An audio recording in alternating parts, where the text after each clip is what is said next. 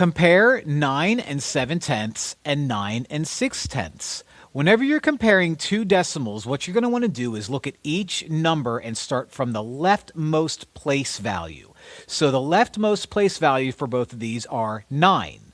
Now these guys are the same, which means at the moment they're the same value. You move to the right and do the same thing. Compare 7 and 6. 7 is bigger than 6, which means 7 is greater than 6, and therefore 9 and 7/10 is going to be greater than 9 and 6/10.